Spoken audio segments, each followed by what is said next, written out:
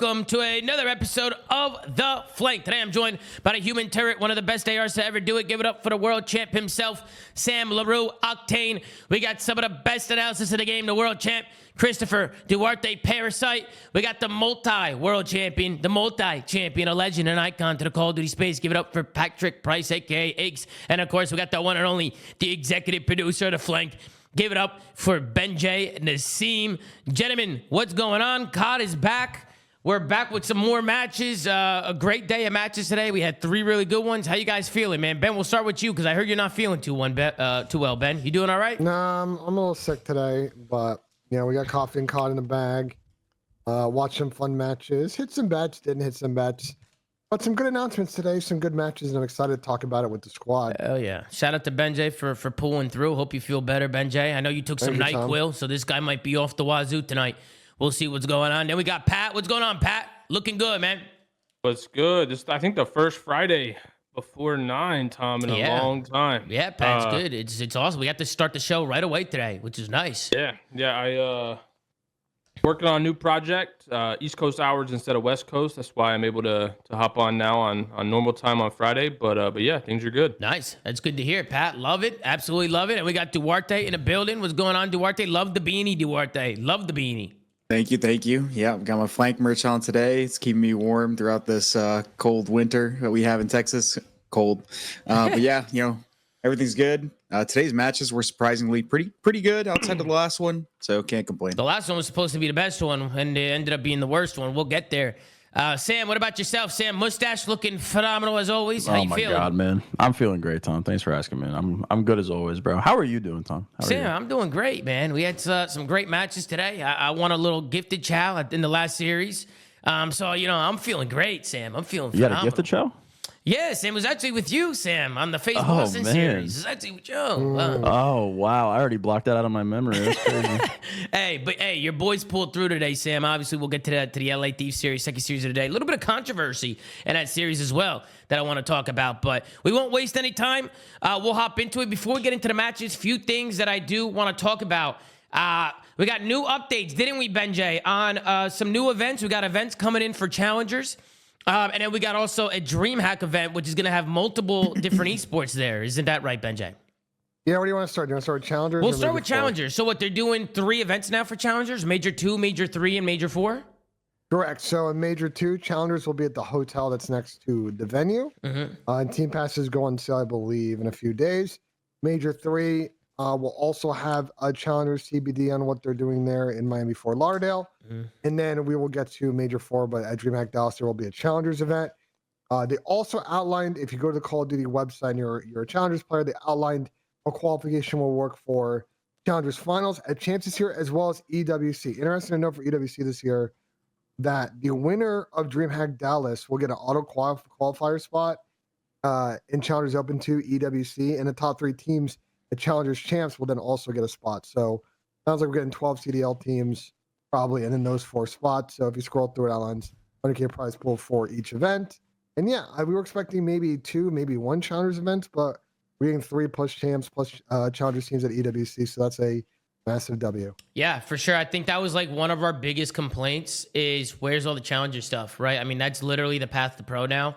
And I feel like Challengers is so important to the scene that when I was hearing that there was no Challengers going on, like I was actually upset about it. You guys know I have the Stallions, the FC Stallions team that just got top 4 in the last elite. They've been looking really good. They've been playing well. I'm excited to watch them on land. So I'm super excited for these Challenger events. Any thoughts, Chris, Sam, Pat, on the DreamHack, the Challengers event?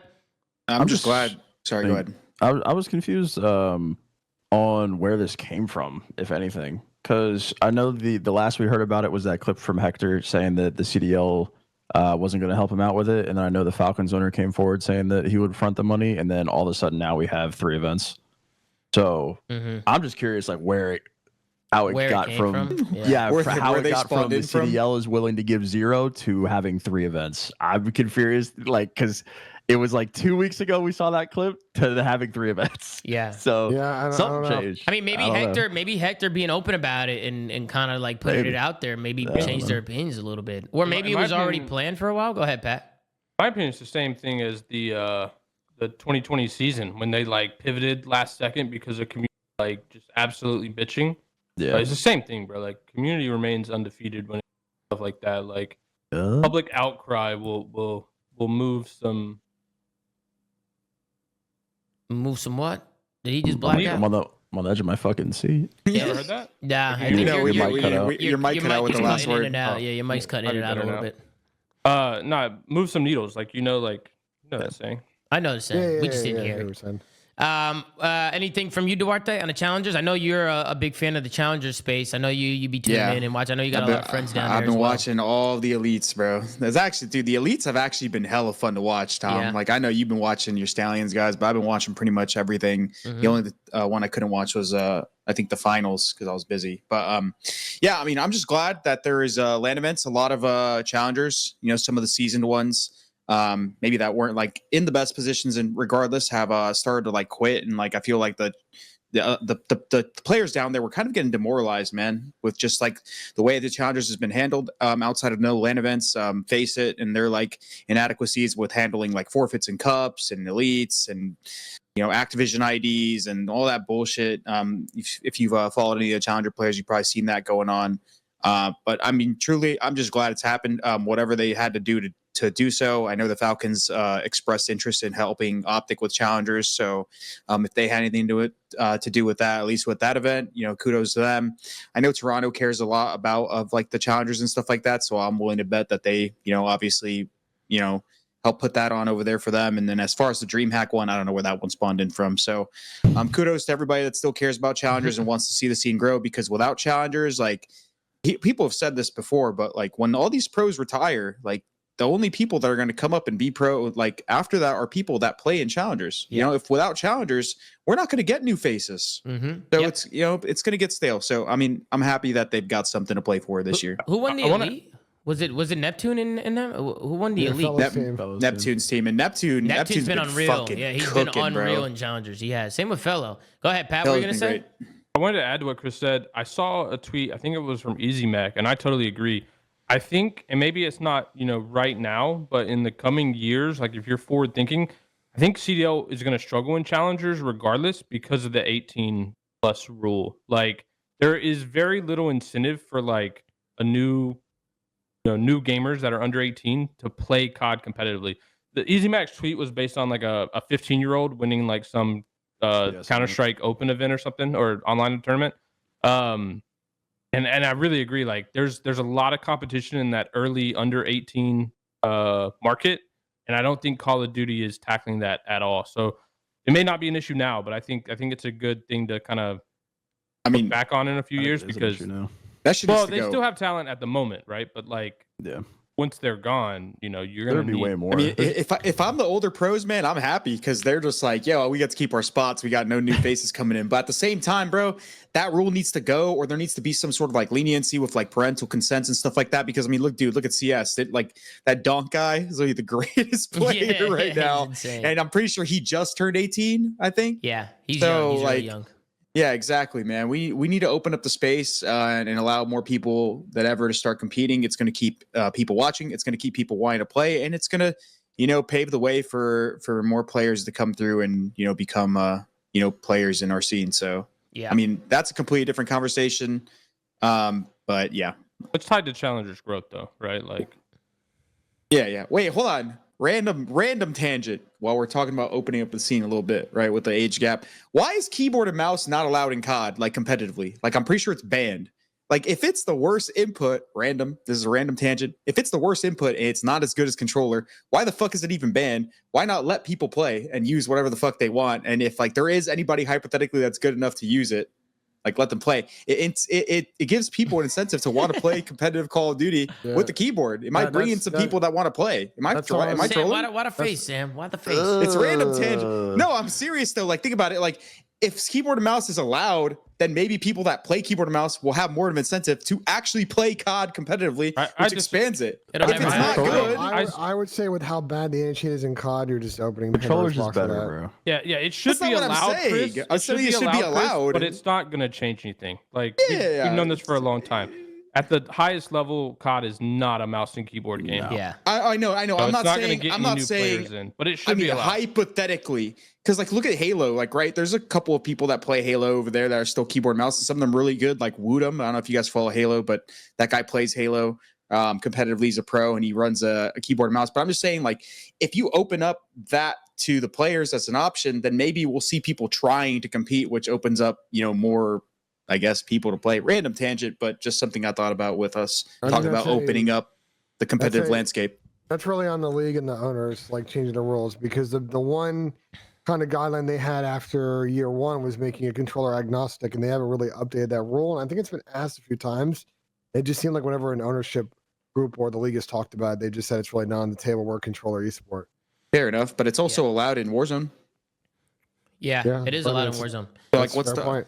Random topic, but just something I've Bro, if somebody was about. good enough to compete at the highest level with mouse and keyboard, their POV's got to look insane. Like it's 100%. because that's not easy to do. Like an arena shooter, I feel like with all the close quarter combat and shit, like it's just got to be so hard to actually keep up on the keys. But it would be pretty cool to see. And then at the DreamHack event, what are all the games that are at the DreamHack? So is it just CS, COD, and then what else is there, Ben? There's got to be more esports there, right? So just to update what Tom's talking about, DreamHack Dallas is going to be Major 4 this year. I believe tickets are on sale for entry to the event, but I don't think tickets are on sale for the add-on you need in order to enter like the CDL area. Right now, I think the only other confirmed esport that's going on at DreamHack is IEM Dallas for CS2, which is a great event. Last year had a really awesome storyline. Fortnite always has events there. No, there's at always least in the DreamHack in general. There's always opens and a bunch of other stuff going on. Halo's rumored to, I think, be going on there. So more will come out in the coming days. But I think for us and like our watch party and playing content, like I think we'll look to do, if we go, like collab content, see if we can do some stuff. I know the FaZe CS team will probably be there. If Halo's there, FaZe Halo team. Like I think there's some crossover stuff that we'll look to do. And if you've never been to a DreamHack event, like it's awesome. I really recommend that you go. It's cool. It's like a full kind of BYOC LAN experience. Your sponsor partners, esports going on. It's like a full gaming festival. It's pretty awesome. And tickets, I think, are not too bad. It'd be cool to have just a bunch of esports there. Somebody was saying that they only have tickets for. Is it a 3-day event, or is Correct. that? Or, so there's the part I'm not sure with COD, because right now we have 4-day LAN. So I don't know if maybe the first day is going to have no fans, or if they're going to do a 3-day format, which you could do if you do 2 stages. So I think more info to come on how that's going to get played out. Yeah. All right. Let's move on. Let's talk about these matches. We'll hop into the first match of the day, unless you guys have anything else to talk about. Anything else you want to bring to the table? The snaking stuff we'll get to. But if there's anything else. One other thing is, because they're helping us out with Major 2. Shout out to Optic. Their tickets are on sale for their Major that went up today. So if you go to I believe it's opticgaming.com/event/major-2, or you just Google Major 2 tickets and it'll probably take you to a link on that. Those are up. And as always, the Optic events, I highly recommend you do not wait to buy tickets, because them shits sell out pretty quick. So, yeah. Shout out to the Optic guys. Shout out to Corey. Seating. Yeah. So like, for example, if you're a Challengers player, right? If you go to the website, the Challengers Pass only covers a couple of days of the event. So don't wait to buy your weekend tickets if you're going to Challengers. Like, make sure you get it now so you're not, scouring the internet when the tickets inevitably sell out, because they probably will for this event. Let's hop into the first series of the day. We have the Carolina Royal Ravens going up against the Vancouver Surge. This one goes all the way down to a map number 5, where Vancouver was able to get the better of Carolina here. We'll scroll down, take a look at the stat sheet here. Everybody from Carolina positive except for Vivid, who continues to struggle. He's got a .84, while the rest of his teammates are positive. But I will say he kept up in a damage department, which is good to see. And then on the Vancouver side, you had a 1.15 from 04 with 105 kills in a series. Everybody else negative. You have a Booza with a .80, Hixie with a .95, Nasty with a .90. Everybody looking pretty good in the damage department. The teamwork was there for the boys. You had the match MVP 04, who really kicked things up today. This is the 04 we've been wanting to see. I mean, we know what 04 can do. I mean, mechanically, he's a great player. He's a smart player. I think he started this year a little slow, but it's been cool to see 04 progress as the year goes on. He's definitely been getting better and better each weekend. So Good work there. Start things off on a first map. It was 250 to 192 Carolina. They came out swinging. I thought Carolina played a great hard point. It was a little sloppy, but they looked pretty comfortable in that one.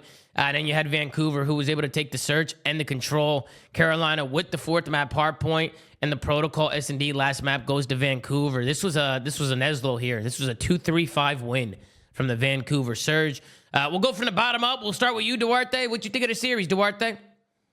It was a good series. Surge, scraped by. They got that, round 11 win. I think the Ravens threw that one away. I think they had a 3-round lead, lost 3 in a row to end up pretty much losing the series. But outside of that, just talking about the roster, the Ravens have continued a downtrend. They've started losing a couple series here and there. They're still 4-2, not a bad record. So I'm going to wait to completely shit on them unless they get crapped on at the major or even lose another game. But just one thing that I think we kind of forget as fans just watching this team and how much early success they've had is, once again, when we talked about this roster at the beginning of the season, we were kind of wondering how Vivid and Tej and Gwyn and all these guys would find success, considering Vivid or whoever was going to run that second AR is a sub player. I think Vivid, although he has been contributing the damage and he hasn't done completely terrible, I think you see signs of him kind of just struggling and not performing to the best visibility, probably because of a role issue. So I wonder if this team continues their downtrend. They did spruce up their hard point here in this series, which was fine. But if this team continues their downtrend, this team might end up looking for a replacement there, and it's maybe somebody that's more a natural fit in their role, which kind of sucks for Reese. Or they might even try role switching, but I doubt it, considering Tej and Gwyn have both been great I wouldn't touch at what they've been doing. Exactly. Great series out of Gwyn, but ultimately they couldn't get it done in the searches, man, which is disappointing because these guys were pretty damn good at search early on, but they've they lost 2 here and they completely fucking botched that map 5. Mm-hmm. What do you think, Benjay? I think the hard point on the Carolina side was better today. The Aussie control was pretty close, but I think neither team was really. This is a weird map. Disappointing to see Carolina get Neslo today and lose to S&Ds. And I think they are kind of on downtrend. I think, unfortunately, and I hate to say it, this Reese Vivid AR experiment might only last another 2 weekends.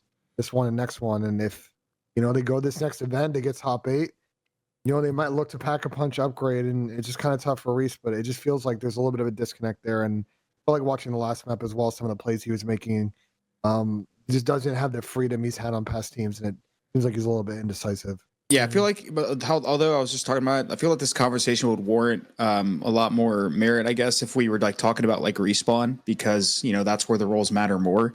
But they've just struggled. They haven't been as good at search as I feel like I would expect this team to be, with Tej, Gwyn and Slasher, all having S&D backgrounds, and even Vivid still, he's played a couple chows, when he was a younger player. So I don't know.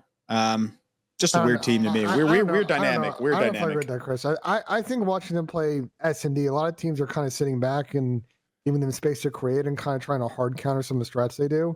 Because it is with good search teams. I think Carolina's just got to kind of, deepen the playbook and kind of continue to counter adjust in the middle of these maps. But for a team that we've talked about how they're not one-dimensional in protocol, I felt like they were fairly one-dimensional in protocol today, and they weren't getting the blood. So, I mean, for Carolina, they're still going to make winners bracket, but they got a big match tomorrow, and they lose that. They've got legit no momentum going into Madrid and might be looking at a top 12 or a top 8 finish. Who are they playing tomorrow, Ben?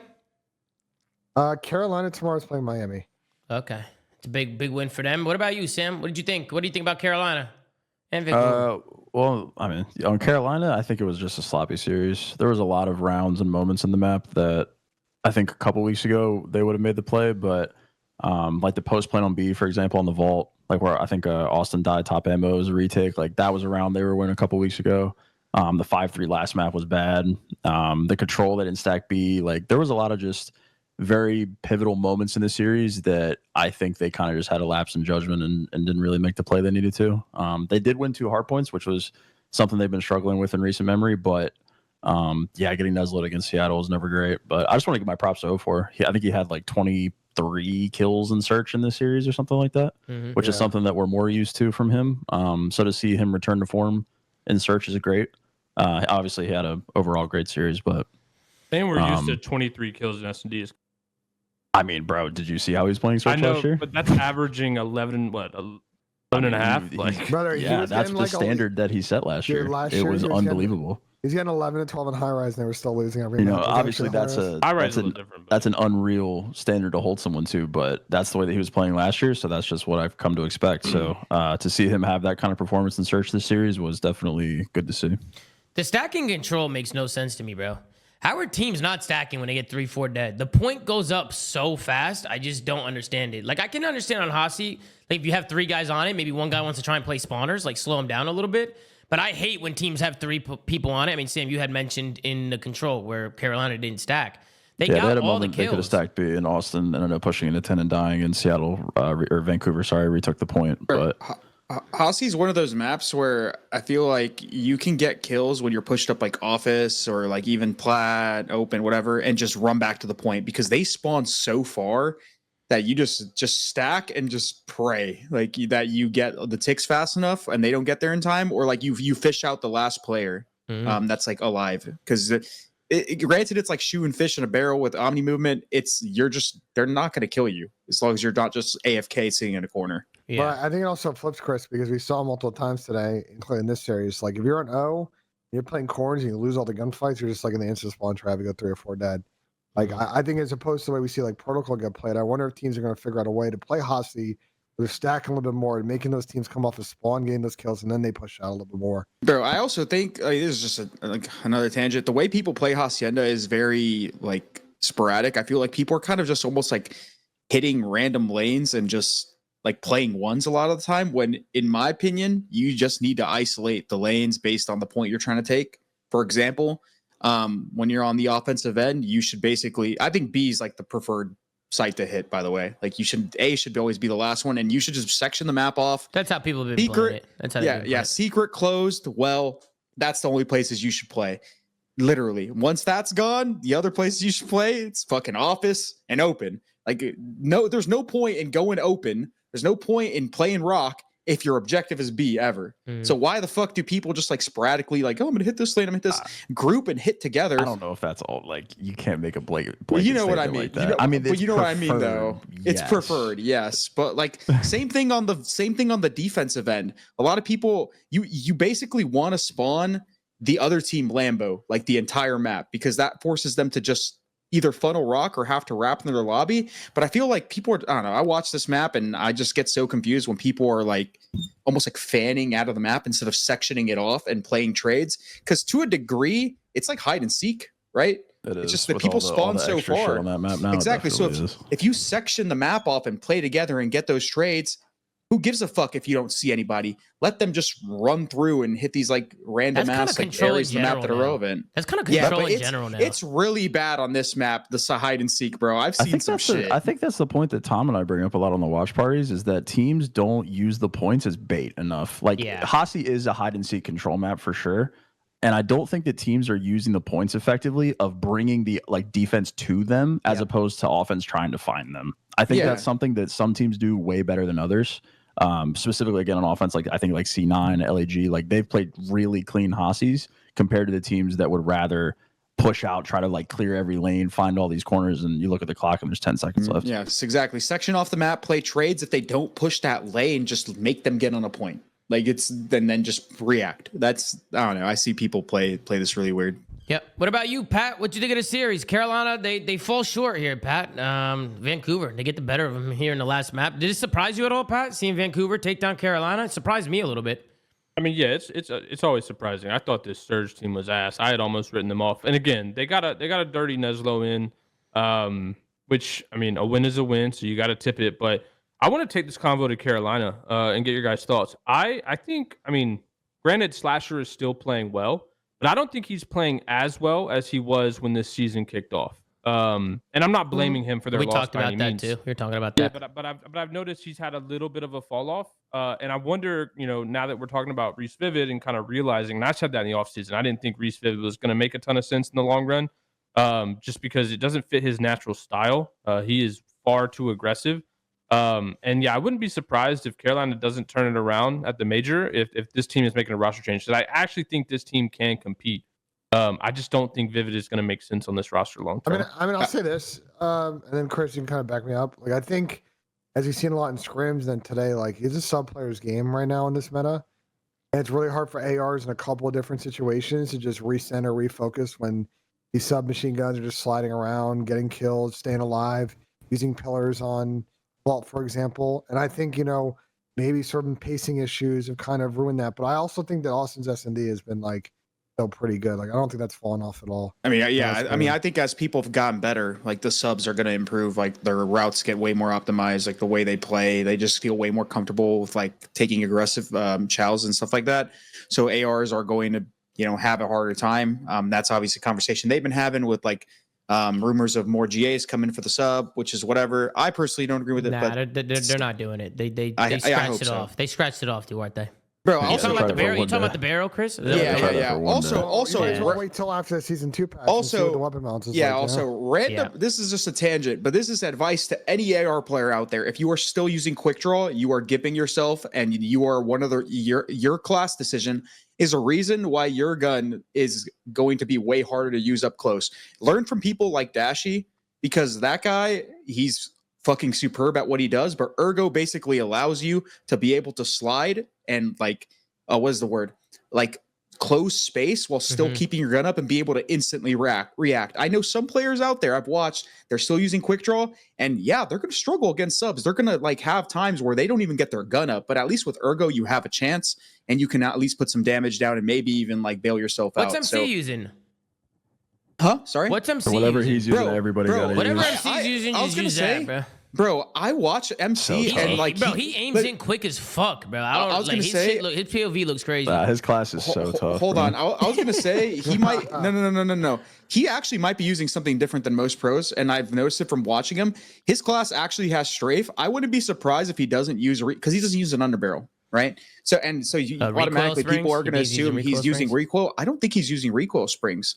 I think he's using a stock. He used recoil springs in the beginning. I don't know if he's He using it might now. be using. He might still be using a stock. Like I think he might be using I mean, infiltrator. No bullshit. people in the chat are saying he's using infiltrator. That's what they're saying. If he's using infiltrator, because I've used that class in ranked, it's actually really fun, and you actually can, again, you can adjust with your strafe, you can adjust your aim, you can close a little bit of distance, or like if you like don't center properly, you can adjust by strafing. So he might be ahead of the meta He's there. got a different class and everyone. That's just tough. He might actually. Pat, what about Illy coming in? Some people in the chat were saying Illy coming in for Reese. Do you think Illy be a good pickup for these guys? I haven't seen a lot of Illy, so I'm not 100% sure. Is he, by the way, is he officially back to Illy? He's no longer Yoda? Oh, okay. Yeah, Thank he's God. not Yoda King anymore. That's Cowboy. Cowboy took Yoda King down. That's Cowboy's name. Okay. Yeah, I mean, playstyle wise, it kind of makes sense. But we talk about like mentality too. Like, do you think Austin and Illy are like, would that combo work? I guess is my question. Like Maybe. playstyle wise, how they like to play the game. Probably Bro, not. I'm not gonna lie. I would love to see another young player on this roster. I'm thinking, no bullshit. Either Lunars is at the top of my list, or this is one of your players, Tom. He's fucking gross. Merc. Merc is fucking good, disgusting. Merc is disgusting, and he yeah. has an S&D background. So those of you guys know. So he would probably fit well in this roster, and he could contribute a lot in search. Chris, I think that kid's I thought you were gross. gonna say encourage, Chris. I thought you were gonna say encourage for a second. The only reason I wouldn't say encourage is because I feel like encourage is a lot more slow paced than Merc. Merc is probably more of an aggressor, but I mean, your team a little bit Can't more. go wrong with either. I think both are good. Maybe even if you want to try both of them out, try them both out. At least from the NA side, it'd be a lot more readily available. But definitely, I would say both your ARs from your team. Illy, maybe. I just don't know how they would fit with that dynamic. And then Lunars. You asked about Dylan Rex. Yeah, how's he playing this year? He was good in this elite, I think, in the playoffs. But I haven't watched their team as much just because I feel like they haven't been streaming as much of their like tournament runs. They haven't, and this Carolina team, like, they should not pick up someone who's running a full-time AR. If we're talking this hypothetical about dropping Reese, right now in this game, like that third sub and sometimes fourth sub is like so important, especially for a Carolina team that's not just trying to make champs, they're trying to get upsets against FaZe, Toronto, Optic, Thieves, and like if you run this 2-man AR problem or 2 full-time AR problem, it's going to be really slow in a lot of situations. So I think that's got to be a big calculus that they are making a change here. TJ after the series, he tweeted out, GG Seattle, Dirty Neslo EQ Beast, play Miami tomorrow. So TJ and then Nasty from Vancouver then responded to him and said, no one has EQ on. Let my ass off. You're blasted. I doubt they have EQ on. I'll be honest. Yeah, I doubt I think it. TJ's just trolling here. I think people want. I think people He's want. probably just he's getting red and he's just like, what the fuck, dude? Are they sound whoring me? TJ, They're sounding. Thinking of Vancouver cats are using EQ. I mean, I doubt it. You know what I mean? I doubt it. But any other final thoughts, guys, on the series, on Vancouver, on any Carolina, on any of these guys? Nah, Ravens got to stop the slide though. Speaking of Carolina, we got to gas Gwyn. Gwyn is disgusting. Gwyn is really, really. Oh good. yeah, Gwyn's insane. Gwyn's definitely he's been the superstar player for those guys for sure. Watching him play today, he was continuing the pace. Go ahead, Ben. They got to be Miami. They can't go in on this L streak. Miami's on a slide, but Carolina's lost 3 straight going back to the minor one final. Like 4 straight L's going into that event, even with the winners bracket. He's gonna feel like they're gonna get a bottom 8 placing, and that'll be really tough for them. I see AG's name a lot in the chat too. Pred. You guys see Pred getting picked up maybe after Major 1? I can definitely see him getting picked up after Major 1. I can see him getting picked up, but not to this team. I don't think. I don't know if this team is the best. I talked about this on stream the other day, but the problem right now that AG has is 1, he doesn't want to join a dog shit team, and 2, a lot of the team's better players, to Ben's point earlier, are their subs. So you're taking, granted it is AG and he's disgusting and we know what AG brings to the team, but you're going to be dropping one of your better players every single time because, again, AG's not just going to join a dog shit team where the roles would make sense. So it's a risk either way right now for a lot of teams. If he ends up on a team like fucking C9 or something, this is the example that I use. Like, you would be dropping Kremper Mac, and both of them are their best players right now.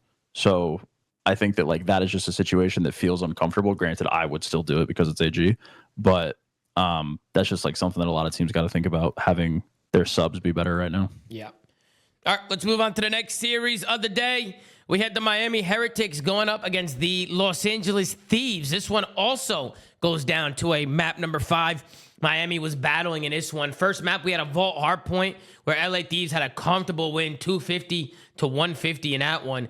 The S&D on protocol do not know what's going on with LA Thieves in search and destroy sometimes. They look so lost on the map sometimes with the decision-making and the situational plays. Miami was able to take that one 6-1. The control goes to LA Thieves on Hacienda 3-1. We go into a Hacienda hard point where Scrappy 619 has a chance to redeem himself, but then they get absolutely pooped on. I think Ernie had another bad map there as well, so he's definitely gonna have to go back and watch Hacienda, see what the hell's going on there. He needs to watch BO4 VOD. Yeah, he needs to watch the VOD, man, and see what's going on that map, because Ernie's frying on every single map except for Hacienda. He had a 1-3 with the shitty Hasi performance. Yeah, so. no, he played good today, and then of course we had the Hacienda search and destroy. You had LA Thieves go up 5-1 again, and I think everybody was getting deja vu, hoping that the comeback wasn't in, and of course they were able to close that one out against Miami. We'll scroll down here, take a look at the stat sheet. Almost a red carpet from the Miami Heretics. It's Lucky who's positive today with a 1.04. I know he's been struggling, but he was the only one positive today. He had a 0.74 from Metals, a 0.95 from Real, a 0.93 from Rencor, and then on the other side, you had a 0.86 from Envoy, but you had a 1.23 from Dan Ghosty, a 1.30 from Scrap, and a 1.05 from Hyde. Just so everybody kind of pulling weight there. We'll scroll down, take a look at the match MVP. You got Ernie here with a 1.04 and Hardpoint, 1.5 at the S&D, and a 2.07 in a control. So a great series coming in from Ernie. Sam, these are your boys, so you know I got to start off with you. What's going on, Sam? Because they won the series, Sam, but definitely wasn't smooth and it wasn't comfortable. Yeah. And you don't want to see that from the super team here. I wanted a better series. A win's a win, so I'll take it. But a game 5 with Miami right now is not really what I was hoping for. The number one thing that I'm taking away from the series is LAT's map pool is terrible. Hasi coming in, I guess by they, I mean Scrap. They don't know how to play the map. I don't know what I'm watching when they play this map. I don't know what Miami was doing. There were 2 streaks on a P2. That's the only inside hill on the whole fucking map. It was just a shit show. Map 1 was clean. The last search was clean. Map 2, like I think it was a 5-2 Ben in Bloods. I think Paco died like 3 times for first blood. It's just the same problems. I don't think, again, I was looking for a little bit more improvement in these areas in this series, I think, and to see them go 5 again with Miami. Again, a win's a win, so I can't really bitch too much, but I was expecting a cleaner series for sure. So these guys just can't break a fucking hill. Like that's their main thing. It's like when they get set up, they're all right. It's when they gotta break a hill. I'm still thinking back to Ernie's tweet where he says that he like ran 10 miles on the map or some shit. Like, you know what I mean? Like they're just calling those rotations a lot. They need to dumb this map down, bro, and start no bullshit playing BO4. Just fucking fly together when you're breaking. Do something in a group.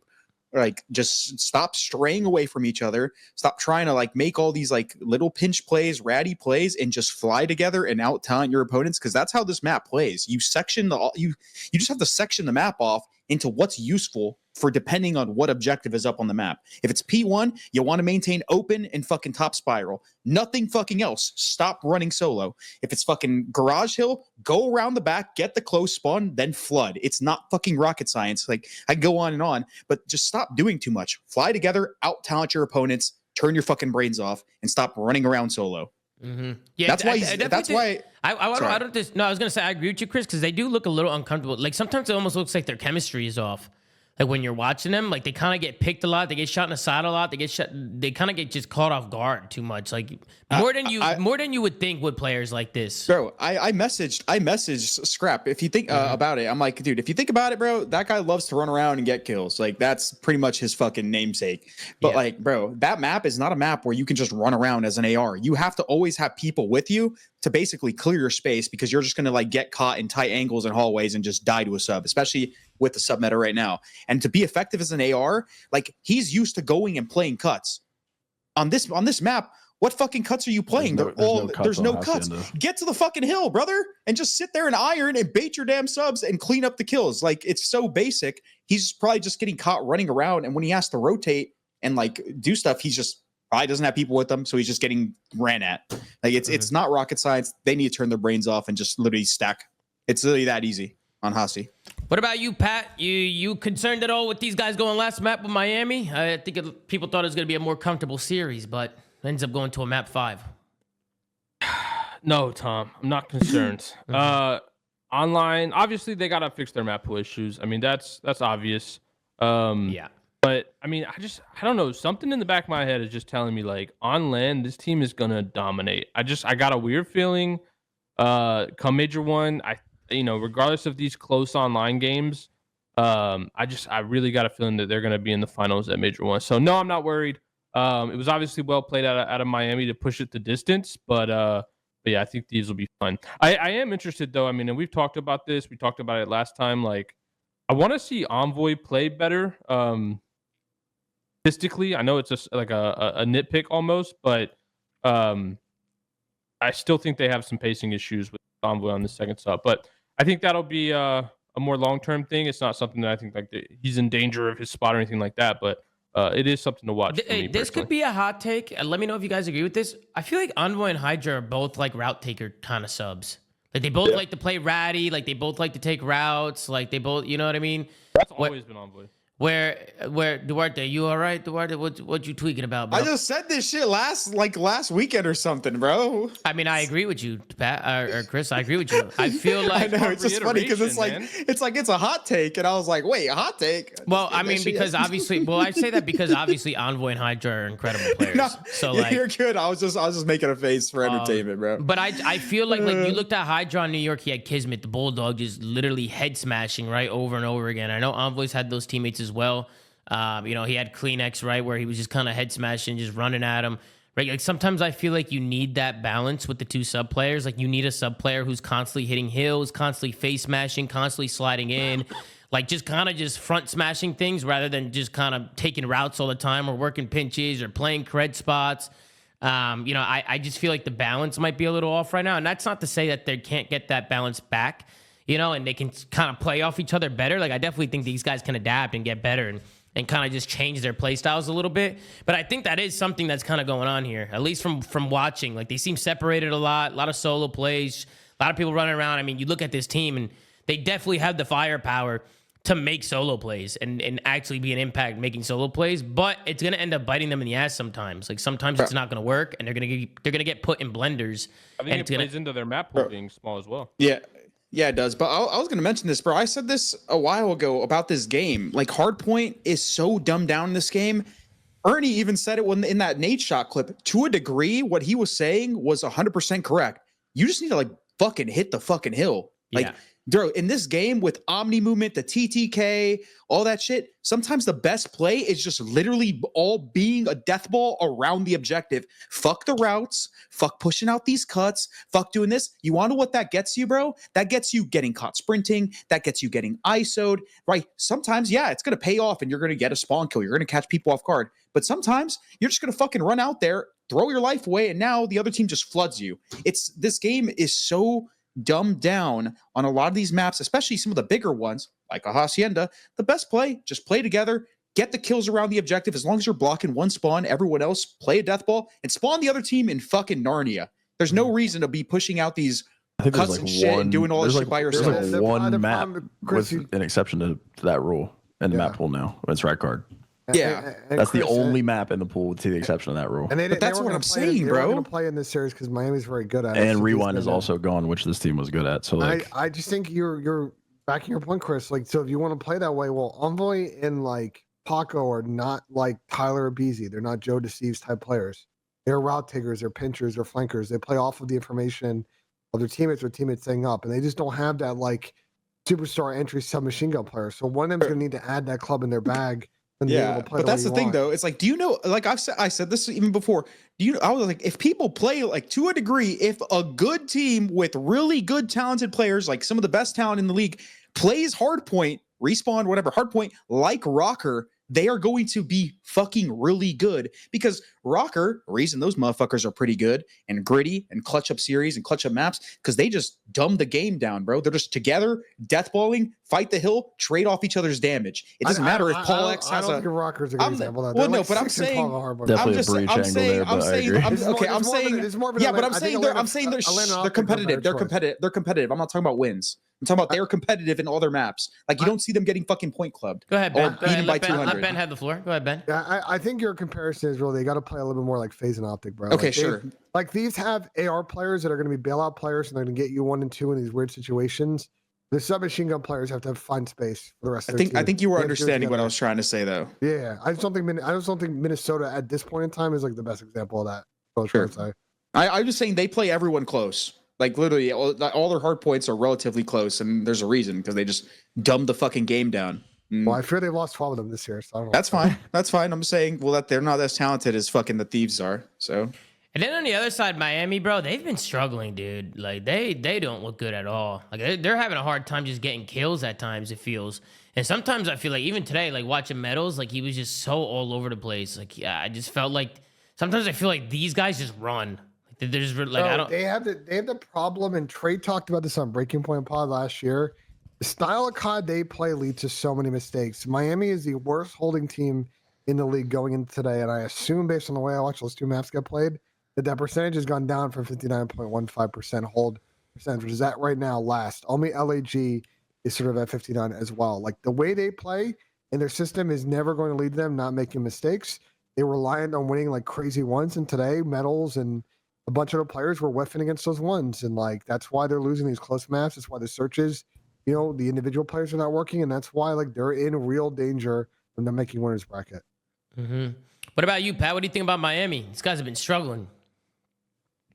I don't even know what you would do if you were Miami, to be honest. I mean, you can't really do much. Tom, shitty ass fucking Spanish only thing that they're doing. Nah, Super's coming. Super's coming, bro. I think his last day or his last tournament in Europe. What's that gonna do, Chris? Whoa. Listen, people, if you guys watch challengers, you know Ball. That guy can get kills. He's good, but what's that gonna do to this roster? Wait, that guy can get kills. Maybe he'll help him get kills. Miami isn't one piece away though. That's the problem. They need to rethink on how they play. I'm tired. I mean, Real, Rencor, and Super, and throw him a fourth. Like Real and Rencor have been good. Yeah, I don't care what anyone says. Super's not gonna be able to come in and change. I feel half the part though. We don't have it. Like, bro, look at Boston. Not everyone's gonna be FaZe or fucking Optic. But I'm saying being talented is half the equation though. Like, they still gotta play right, and they're. I just don't think they're one Slayer away from playing the game right. I think Miami got away in the beginning of the year because their vault control was so good, and they were winning the 50-50s because no one really knew in Hardpoint what the map pools were.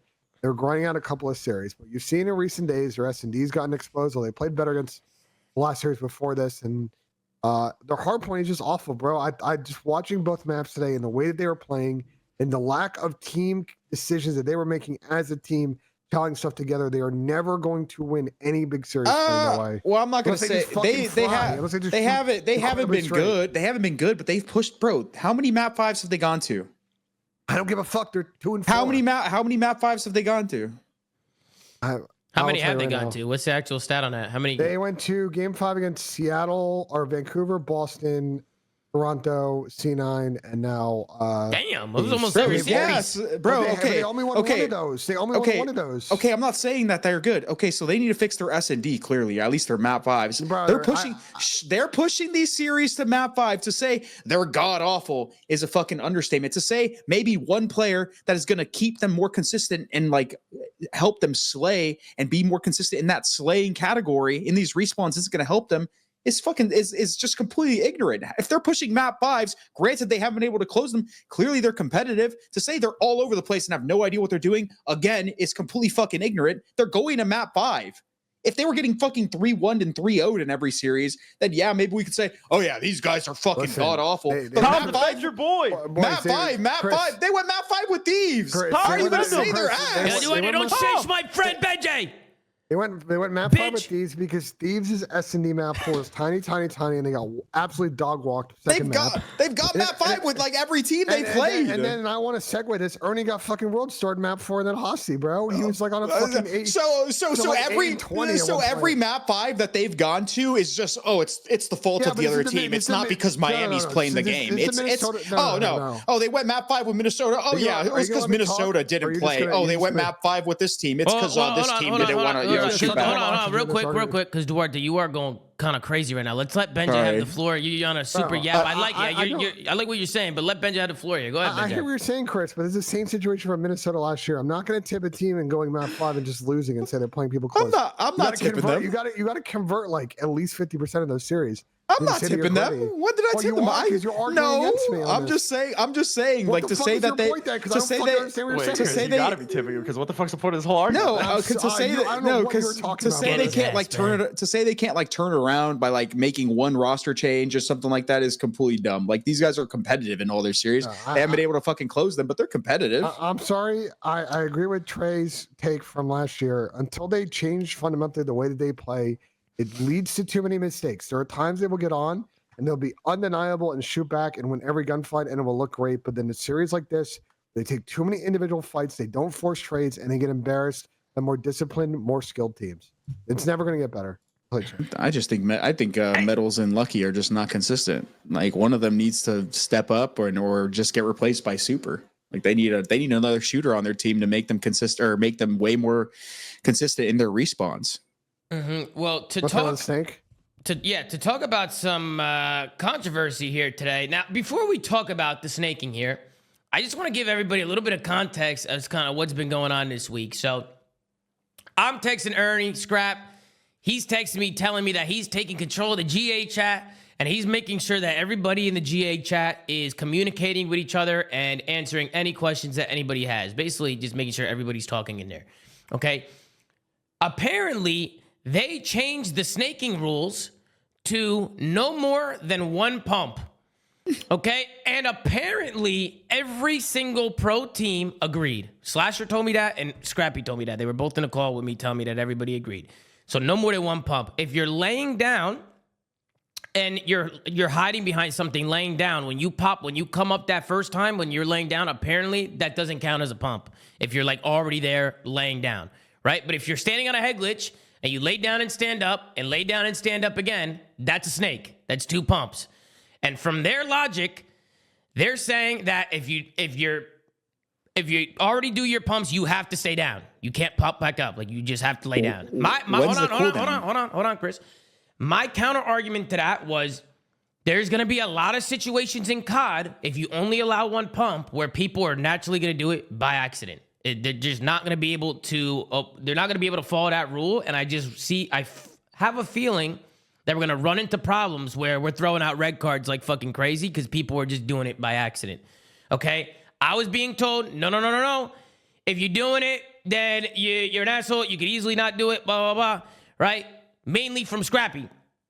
Today, we had a 2-pump come in from the one and only Scrappy himself. Now, Duarte, no, Tom. I saw your tweet, Duarte. I saw your tweet. I have no idea what the fuck you're talking about when it comes to that. So I want to get your thoughts, Duarte, because this is their logic, Duarte. From my logic, this wasn't a snake. From their logic, this is a snake. From their logic. First off, yes. First off, I want to like preface this by saying that like whenever I talk about like snaking and stuff like that, I'm gonna tell you what I see. It's not. I'm not saying like, yo, they should be punished. This should be their punishment. If I see pumps, I'm gonna tell you the pumps that I saw. That's it.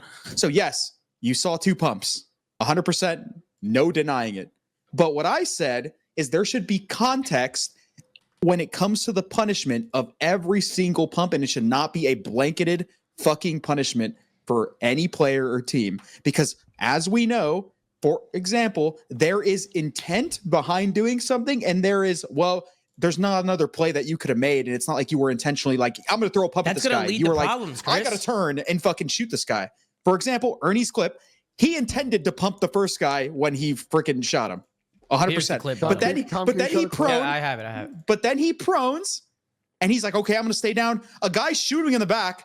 The only way he can shadow this guy behind him is to fucking stand up. So yes, he did snake him. That's why I had a problem with the one pump GA, Chris. Because sometimes there's going to be situations where they have to do it. That's why the GA is terrible. That's why the one pump GA is never going to be a thing unless you really want to look at the context of every clip and be like, does this deserve a punishment or a red card? For example, in this clip, the second pump that he did is not an intentional pump. He turned and had to take a gunfight. He just happened to have to stand up. It's not like he intended, like, I'm going to turn and pump and throw a pump at this guy. So yes, although it's a red card, with the intent, the punishment should not be as severe. Do you see what I'm saying? So if you want to look at everything like this, great, let's do it. But if not, it should just be 2 pumps, period. I think we need to go back to the original GA snaking, which is 2 pumps. I just think we're going to run into a lot of problems here. We're running into a gray area here, Chris, where people are going to be doing this in crucial moments. People are going to be doing this in a 5-5 round 11 on land. People are going to be doing this in a 240 to 240 hard point when shit's getting hectic and there's nades flying everywhere and people are spinning around and going crazy. Like, there's just so much happening that naturally people are going to pump more than once. They're going to. Also, I want to also make this clear. I think the cooldown for pumps when going over this whole GA process should be 10 seconds. If you throw 2 pumps, you should not be able to throw another one for 10 seconds. Lay on the ground like a slug. No. I'm not saying lay down on the ground like for 10 seconds. I'm saying like if you get so this is how it works. You get up and throw a pump, you shoot. You get up and throw a pump, you shoot. If you prone, well, you just can't shoot back. You have to get up. You have to listen. Listen. Once you stand up, hold on. Listen. Once you stand up that second time, you should be aware that you shouldn't go prone again. It's not hard to do that. Hands in the air? No. I'm saying once you get up a second time. So you prone. So you throw a pump, stand. Throw a pump, stand. Don't go back down, because if you go back down, you know what's going to happen. Why the fuck are you going down a fucking third time? You see what I'm saying? I mean, bro, back in the day, you just committed to the chow. Like that was how you played. Bro, if you throw 2 pumps, once you're standing on that second pump, you should know not to go prone again, because you know what you're going to do. Think Chris has said the word pump in the last 5 minutes? Bro. Well, I mean, that's what we call it. Like, what am I supposed to do? You might be pumping a Pine Park on this. Like, what do you want to do? Make it make it 5 seconds. Make it 5 seconds if you really care. But also, dude, when I posted that fucking clip of the slow down dashy thing, somebody said that it resets after kills. Are we fucking drunk? We might be snaking resets after kills. I'm gonna bro. If that's the case, people would hit 4 pumps and just fucking pop a 4-piece. Can we have a fucking actual dedicated reset timer or like a discussion of when this shit resets? Because people are sitting here like discussing this shit. Hold on. God, I'm about to crash out. What was wrong with the original GA? I'm about to crash out. Go ahead, Sam. Why don't you have the floor, Sam? Why do we need to be fucking rocket scientists to figure out if somebody is snaking or not, bro? It's very evident when someone is intentionally snaking. Are we dumb? What is like? It might be But done, what, Sam. but, It but might Sam, be but Sam, what if accident. somebody Yeah. does it was by accident? snaking. Yeah, that was Bruce yeah. Top Yes, Flat yes. was not snaking. It's not No, hard. no. We It's know not that's hard. but that's what I'm saying. That's why. Do we really want to go over the context of every time somebody throws pumps? Yes. The Okay, problem is the if problem we is wanna do have that, to. If it We is can't. enough of a snake to warrant a reaction, then yes, absolutely. Okay, then we can do that. But that's what I'm. Nah, that's the what I'm saying. Dante's is a hard red. That shit was Yes. hilarious. Hard red. Exactly, but you can look at that and be like, okay, this guy's a piece of shit. But Brandon, he didn't even get a fucking kill. He was just top Yeah. plat and laid down twice. He's That's what- clearly not wait. snaking a guy. See, I agree with you. Why do we gotta be fucking rocket science? There's a 2 pump, there's a 10-second timer. Now it's a 1 pump, but if you stand down and you get up, it doesn't Sam, count as a Sam, pump. I'll But then if tell you you- lay back down again, it's another pump. Shut up. Sam, Shut I'll tell you- up. I'll That's tell you a why. fact. Because- Shut up. Because when Tom and I I'm pointed this tweaking. out, when Tom and I pointed I'm this out tweaking. to Ernie this week, I'm tweaking. and Tom and I are trying to make the point, hey, intent is going to need to be a factor here. This isn't a black and white thing. All of the Dude. pros in the call shut it down. They said that it's Yes, the they numbers are want numbers. blanket. They want blanket. They That's just want not fucking practical. Why is there numbers. 16 fucking caveats to the rule? Why is there a list Bro. of a document you gotta throw open to see if it's a snake or not? Like, Bro, because they are so What? brave. It's Because so- they are so no, because there are people that are going to if we look at it context every time, there's going to be people that are going to argue it fucking all sorts of ways. And hold on, I Dude, agree I'm with you. losing it. I said this shit. Context is important. It should never be a blanket fucking statement in terms of like, oh yeah, dude, he did this, so it's automatic fucking bro, suspension. Like, everybody no. that is handing out the punishment for breaking a GA is a professional Call of Duty player. You can look at a clip and determine if someone is intentionally snaking to get a kill. Everybody is a professional that is trying to get these teams punished for I snaking. don't mean the same Yeah. thing though. The I know IQ it level doesn't, of Pat. some but pros like, are much different. it's common sense. Fans can watch the clips and understand if someone's intentionally snaking or not. Now you're taking it too far. Now you're because- taking it. Bro, No, okay, it's no, fucking fan. black. No, There's fans there's can't- so fans few. can't. There's There's every so time few. there's a snaking How clip, many they argue. situations- Everybody's just how arguing on many whether or not it's a situations snake or in the not. last 2 years have there been a 3-pump snake and we deemed it like, oh yeah, no, that's malicious. Fucking like 3. It was like Kyler on Karachi in the Arch, Caesar on P1 Karachi, and like probably one I'm thinking of. There was like Tyler fucking 3. on Skid Row. Like, sure, Kyler on Skid Row. Like, bro, there's been so few situations that were actually deemed snaking because it's common fucking sense. I mean, yeah, we are kind of arguing now about snaking. So yeah, the fans and us are having a hard There's been time like figuring 3 out. cases of actual It's both- snakes it's all of because us. the 2-pump rule None or of us whatever. know what's going on. You could just watch the clips and know that it's not intentional kills. You're not intentionally snaking to get a kill. Okay, well, All right, Sam, listen. Sam, hold I'm on. sorry for crashing Question out, for but Sam. No, you're good. Sam, question for you. Knowing the new ruling, right, on the 1 pump, was Scrappy today? Was that a snake from Scrap? And if the 1-pump rule is a thing, then yeah, If by What a their shit rule, definition, by the way. What if- a shit rule. the shit rule. Yeah, shit rule. I That's just what I'm find it saying. He's funny clearly not that- snaking to get a kill there. Like it's so like, oh my god. I told him that somebody was going to do it by accident. And then Scrap called me a moron, and it happened to be him. It's just so That's what stupid. it is. It's let so me stupid. ask this question. So you're not going to punish Thieves next week because then everybody gets chalked on land scrim, so they're going to get back at the play this new patch and they just can't scrim for 3 days. Like, Bro made the rule and couldn't even follow it. I'm tweaking. good luck with that, I guess. Bro, Like this the whole okay, snaking first, thing- bro. Go ahead. Can Can go any ahead. I'm I done see screaming. I'm Dashy, done Kenny, I see pros in the Alright. chat. Could anybody tell me if there's been any talk in the GA chat from today? Has there been anything? Has anybody mentioned anything, or is it just like whatever? Like, what's the thought process here with the pros when it's coming to the snaking? Like, what's actually happening? But go ahead. Were you gonna say something, Pat or Ben, or one of you? I'm still in awe, bro, that we're still at this point when this problem is so easily solved at the developer level. Just Like, give yourself a cooldown and bro, endurance penalty. you could something, bro. you could It's- add bloom, you could add anything. sway, you could have a time penalty. there's a There game that are came out last year literally that a fixed this. million ways to solve this, and we're still having these goddamn There's a discussions title every I time. played Look at what last Brandon year said that in chat. fixed Look at this. what Brandon said in chat. He said everybody's accusing each other. It's not. It's like Let's take a look at this clip here from it's Bruce so, here and see if he's everybody is snaking. so capable of understanding intent of every snake, and like what we consider snaking like the pump rule and the fucking if you lay down and get up, it does. This is snaking. Like that is intentional. Nah, this is clean from Obviously, Bruce. this This is is clean. clean. No. This is just a stupid example. Bruce, You this get, is like, clean, Bruce. This No, is no, clean. no. Hold on. Go Why back. are we all trying to point fingers hold on, now? Like, hold oh, on. you're snaking. No, you're snaking. Like, Hold on. That's dirty, Teej. That's dirty, man. Go I just back. don't get Go it. back. Can we TJ's go- snaking there, by the way, No, not no, Bruce. Hold on. Can we go back to the beginning of the clip? Because this is what I want to like. I just want to talk about this with everyone. This is intent. Granted, it's an abuse of a mechanic. This is what you would call snaking. This first pump, like, for example, granted, that is the way to play it because that's just all we know. But that is an intentional snake, right? Even though it's one pump, like Brandon knows that he is gaining the advantage by doing that movement when peeking the corner. Listen, you guys can say what you want about whoever and what their intents are, but when you play a situation like that, like Brandon knows what he's doing, right? But it's one pump, so it's fine. It's fair game. But well, that's what I'm saying.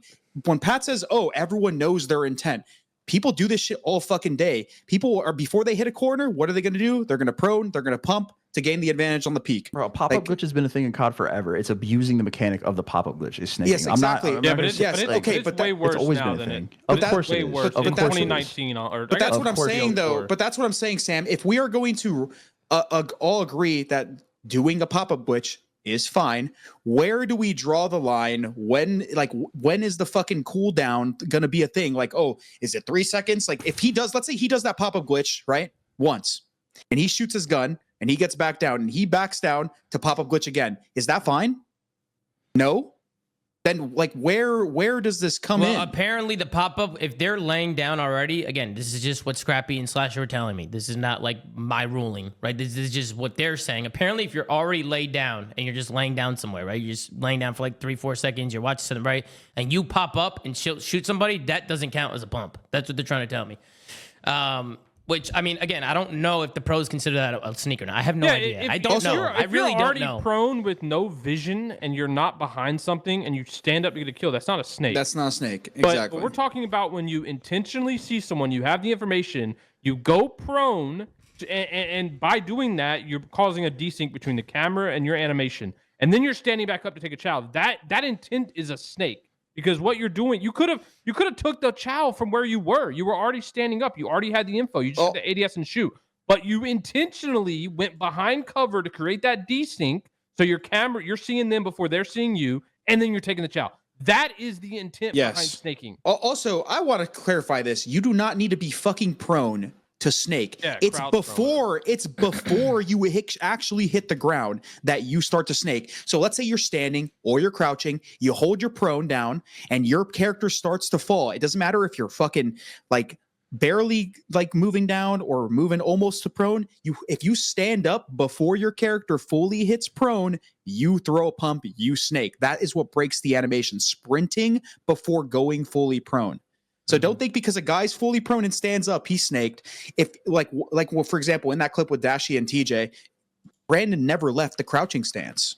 He just fucking going up and down. That is snaking. It's not being fully prone. We gotta a lot of the fans don't even realize what they're looking at. Mm-hmm. All right. Any other final thoughts? We'll move on here. We'll definitely move on. I don't know if you guys have any final thoughts. My final thoughts on it is I don't know what the fucking I don't know what the hell's going on. I don't know what's happening. We said this was going to be an issue, so I thought Everyone's just pointing fingers, bro. Just let them figure it out I thought the way that the ruling was beforehand was fine. They wanted to change the ruling. I said right away, I said, listen, I think we're going to run into problems with this. I got called a moron, and here we are 1 day later, 2 days later already. The guy that made the rule is breaking his own rule. GG. Right, well, here we are. Here we are. We're here. We're talking about it, and I knew this was going to happen, and it happened so fast. It happened in 1 day. So it is what it is. It is what it is. They have to figure out what the fuck they want to do, because, I think we're all tired of talking about this fucking bullshit. Let's move on to the fucking next I don't think years. they're going to figure it out, so we should move on, bro. Yeah, let's move on. We'd love to get an update from some of these meatheads We and see what fucking the won't. hell's That's going all it on, because who the fuck knows what's going on anymore. Let's move on to the last series of the day. Boston Breach going up against Atlanta FaZe. This one ended up being a 3-0 victory for Atlanta FaZe. We had a nail-biter first map, 250 to 234 in favor of FaZe, and in the next two maps weren't even close. FaZe 6-1s them in the S&D, 3-0s them in the control. The series was like 30 minutes long. I think we all expected this to be a grueler, and it ended up being a quick one. And Jesus fucking model. We got ourselves a red carpet here for the Boston Breach. We got a .95 from Cammy, a .73 from Big Wake. We got a .88 from Purge, and a .78 from Snoopy. On the other side, you had a 1.5 from Celium, a 1.21 from Draws, a 1.4 from Simp, and a .81 from Abeezy. Everybody at a damaged apartment doing what they got to do. FaZe, pretty comfortable today. Match MVP, Celium. Guys, is Celium back? Is he fucking back? Yes. This guy's insane. He's been playing insane. I mean, the last couple weeks he's really been just turning into another level here. He's been really showing out. I know he started the season slow, but to see how he's playing right now. I mean, to be fair, all of them look like they've really kicked it up. I even think Draws has been playing really good. I've been really loving Draws' game as well. I think he's been really stepping it up. He's been playing well. Simp, obviously, you know what you're getting from Simp and Abeezy. I don't really care about the stats with Abeezy because Abe runs it the fuck down, dude. Like, he'll chow you. He'll push mid-map. Like, he'll get that kind of like what we were talking about with LA Thieves, how you kind of need that head smasher. Like, Abe will head smash, and he'll get aggressive. And whether he's negative or not, he's still doing it. So, he constantly making plays. Him and Simp and Abeezy kind of working off each other has been really cool to see. And then on the other side, obviously, Boston just struggled today. They just had a hard time keeping up. It seemed like FaZe was just a step ahead in everything. Just the decision-making. FaZe just looked like they were just a step ahead and just playing the game at a faster pace. Which is, honestly, I think we thought that this was going to be closer because Boston plays like that. Like, that's how Boston plays. We love Boston's game. We love how Boston plays. I mean, this is obviously one series from them. Boston has looked great this whole year, so not going to hold too much against Boston. But today, FaZe made them look pretty easy here. I mean, it was a pretty good series from them. Pat, we'll go to you. FaZe, you get the 3-0 victory against Boston. What are your thoughts? Boston should have been snaking, bro. That's the only chance they had, in my opinion. Jesus. I just think, I mean, dude, FaZe is close now. Like, they flipped a switch, bro. I think they're definitely the best team in the game. They just have no weakness, in my opinion. Top bottom now. I don't know if it was Sims 1v4 or what. I know we talked about it a little bit last weekend, but like, guys are just unfuckwittable. They do what we've complained about so many teams, bro. They just move together as a unit across the map. They do a good job of manipulating spawns and creating plus situations, and they funnel people. Like, they have such control of the map, especially in control. That's a good tweet.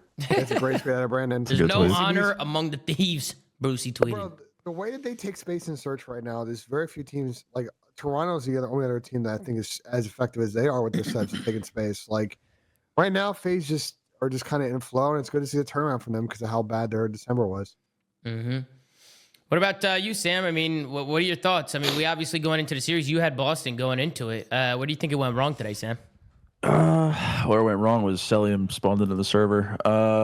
I was really hoping that Boston would be more competitive in this series. The first map was good. They got outslayed. Arguably should have won it, but Chris made a MVP play to close. I was really hoping for Boston to keep this closer. I wanted them to have a better performance today. Obviously, FaZe is probably the best team in the game right now. Say it, Sam. Unfuckwittable. Yeah, I think okay. I wouldn't say unfuckwittable. Okay. I think that they're definitely a contender right now. MC is arguably the best player in the game. I think he's probably top 3 at the moment, the way that he's been playing since the break. They just, through and through, they look great. Boston, again, I really wish this was a more competitive series because I want to have them towards the top half of the league. I also want to see how they play against Thieves on Sunday. But, yeah, this was belt to ass to end my analysis. Listen, great analysis, Sam. I think Yeah. I was very curious about this week because it is no disrespect to Boston. You can't really control their schedule, but so far this year, they have played Optic twice, and mind you, they beat Optic once. Vancouver, we talked about on the show. We're not very high on. Miami, we've talked on the show. We're not very high on. Went to Game 5 with both teams, clutched up Game 5, and they lost the Game 5 to Minnesota Rocker. We've talked about a lot in this show. So, like, they haven't played, and they played Carolina, and they beat them. I'll give them that. But they haven't played Toronto. They haven't played FaZe. They haven't played Thieves. Like, they've avoided a lot of these top teams. And I was very curious this week. They sticked up against these teams. And I just felt like Boston, after that map 1, in which, like, they had a chance to win, and we know FaZe was pulling a fucking Azure Cave FaZe, and they got 1 million kills, yet somehow we're losing the map. They had an opportunity to, like, show something on search, and they just completely wilted at some point in the, like, first third of this fucking series. Mm-hmm. Yeah, Duarte, what were your thoughts? I only have 2 words about the series. Cammy tweet. Cammy tweet? He tweeted Yeah, something? just go to his tweet. Let me see what Cammy tweeted him. I got no analysis. Let me see. Let me see what's Surprising because he's been yapping this whole show. I'm not yapping. I'm just spitting facts. I'm here for this Ben Haggy. No, I'm off the NyQuil, bro. So Season 5 of the Flank, we got Ben and Haggy. Listen, Ben, I play the game, bro. You take Ben J routes. I don't know what you be doing on the map, Yeah, my boy. you're talking complete bullshit on the show. Belt to so it's all ass, good. man. No, I'm not. No, I'm Maybe you're just not not. using your fucking eyeballs in your play. It's all good. No, I'm not. Cammy tweeted out GG's FaZe got railed. I mean, Yeah, that sums it up. Yeah, it sums it up. I mean, you saw the reaction from Boston at the end of the series too, and they just took a deep breath and were like, "Holy shit! Like, what the hell just happened?" They just came to play today, man. It came That's to all it play. was. I even think Boston might have had a little bit of an off day today too. That first hard point first hard point was was- genuinely good. was It was a good. good. Yeah, the first hard point was good. I think they got outslayed by like 13, 15, something like that. They played a really good map, and then it just fell off the rails, like you said. Like they were trying to make plays in search. Like I think Purge got blooded a handful of times, but they were trying to like take space, make plays, like do what they were doing in previous series. But FaZe was legitimately just on top of everything. Yeah. Like there was just no openings, there was no mistakes. It was just a clean ass series. One thing I loved from FaZe and Control, and Sam, you were just mentioning it in the last series, but they know how to bump point on offense. Like constantly on protocol, like Simp and Abizi, constantly touching the B point and then getting into bunker and then touching the B point and then getting into bunker and then pushing P2 and then getting back on a point and just kind of just working it, just kind of forcing Boston out of their spots. Like they played the map really, really well. They're the best team on offense at pushing through. A's the P1, right? That's A. Yeah. Yeah. They're so good at pushing A and blocking that like default Bad spawn and grandmas. swallowing them fucking tower like in a weird spot where they just get funneled because MC's the top fucking window. Jack's holding a Lingo with an AR. The two subs are running around. Like they do what we talk about teams don't do in Control, man. They just make people come to them. They just work the crossfires and the funnels, and then they just make space off the kills. Like their protocols, the last two they had played have been all 3-0s. They went 2 offenses this one, by the way. Mm-hmm. Yeah, they've looked really good. They've looked really good. I mean, across all game modes, I feel like and I don't really think they have really a map veto problem either, do they? Like with their map pool. Vaults, They're not They that don't- good they're at not- vault. yeah. But that's fine because you got to think about the other teams that they'll kind of play. Toronto's going to vault. How is FaZe is bad gonna at vault. vault? I don't fucking know, but it doesn't matter. Like They lost a lot of like nail biters, vault control. I feel like that map like fits them. I don't know.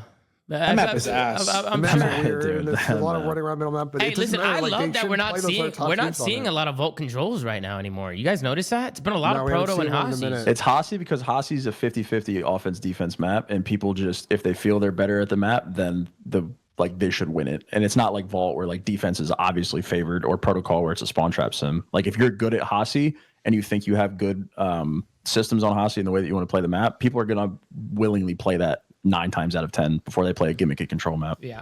Which is Hossie- the opposite of what I thought would happen because I thought Hossie was a gimmicky control map. But I feel like It's been I feel playing like out because- better we've seen it, it's been as better. time has It's been a gone lot on. better. It's been a lot better. Yeah. it's been a lot better. I feel like with the team strong on Protocol, Vault, and Red Card, the Hossie Hardpoint, Hossie Control, Hossie S&D, Kill Diff is going to decide who wins this event, who doesn't win this event, because all the other maps kind of work out in auto vetoes and map pool strengths, but that one I think is going to be in everybody's like pool or square up when we get to like the business end of the tournament next weekend.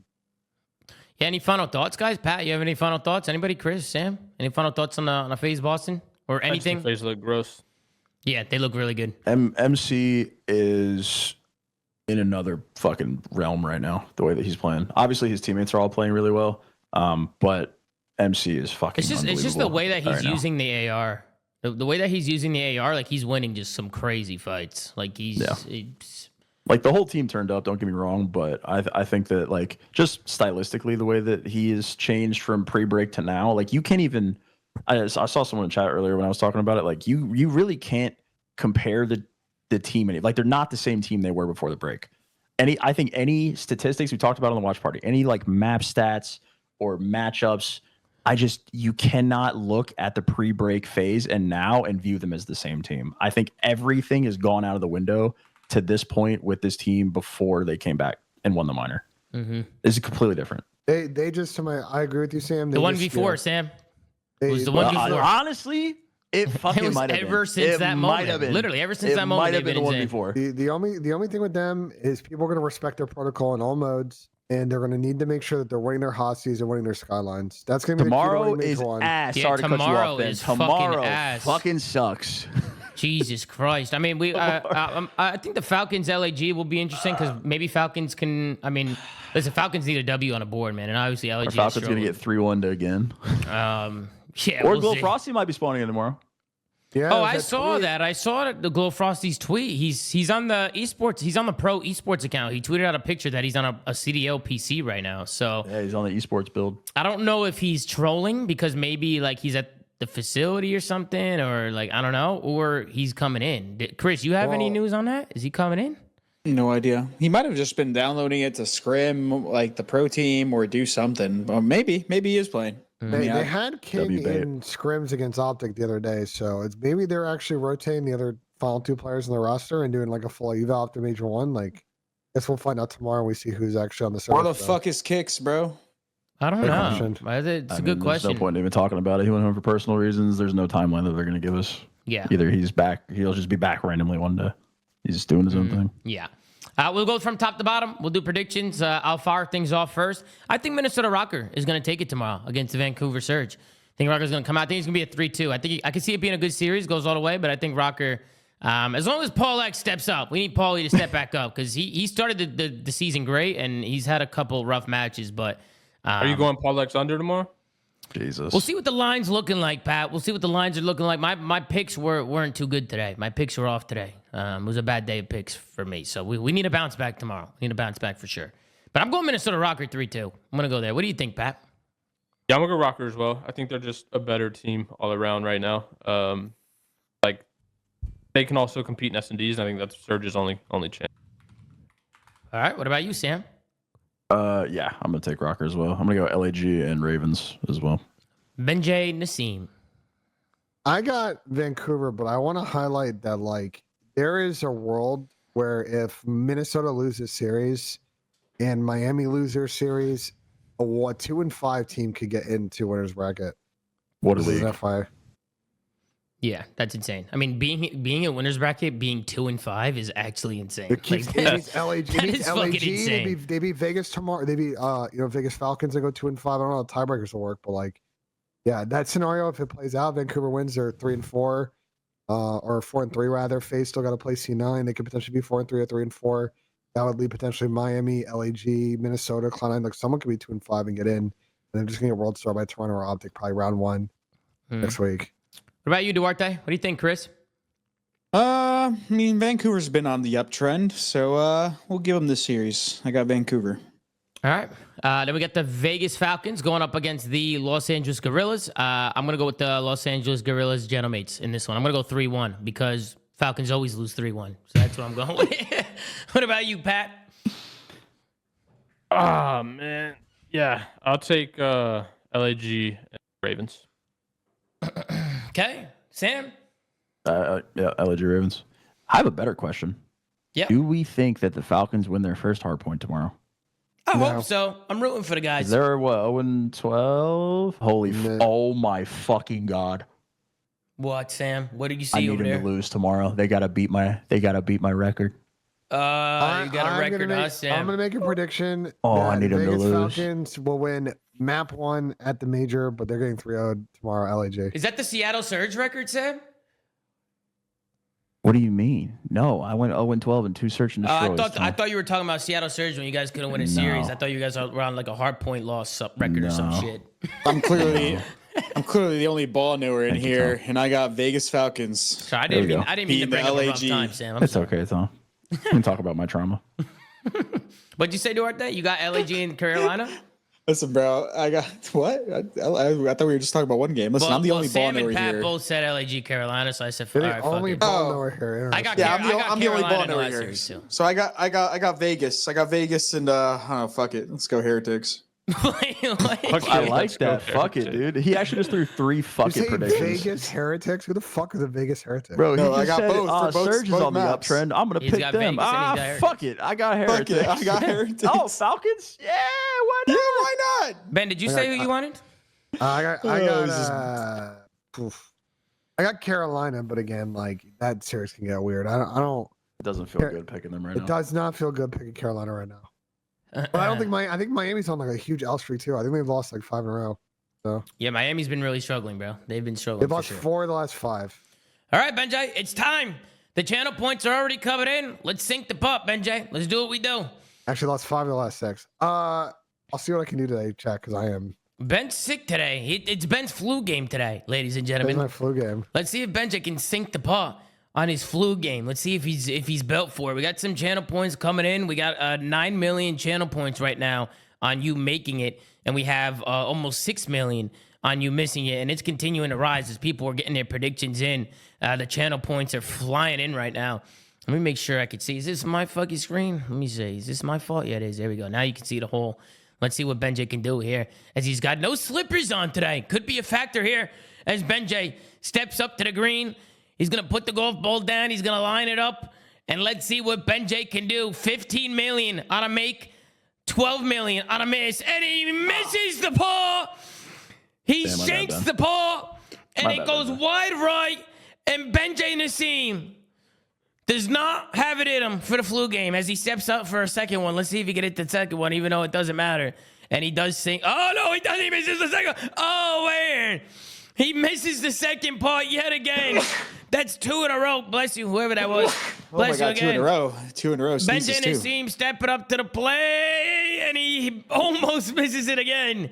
But he sinks that one. I gave it a go. I tried my best today.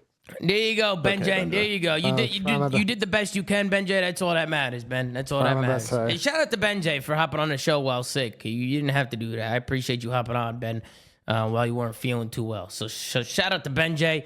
But guys, that's gonna do it for us. We got more Call of Duty tomorrow, so we'll be back. But make sure to like, comment, and subscribe. If you're watching on YouTube, go to anchor.fm/theflank. Check out audio sites we're on. Go follow @theflank on Twitter. Gert's doing a phenomenal job running socials. We got new merch coming soon, so make sure to check out ZooMaa.gg if you haven't already. And of course, man, join the community if you haven't joined the community. It's pinned to it's spotlighted to the top of the Flank profile. It's also spotlighted on my profile as well. Join the community if you're not in there yet. But guys, thank you all so much for tuning in. Hope you guys enjoyed today's watch party, today's show. And we'll be back tomorrow with another episode of The Flank, man. Take care, brush your hair, and we'll see you guys next time on another episode of The Flank, man. Take it easy.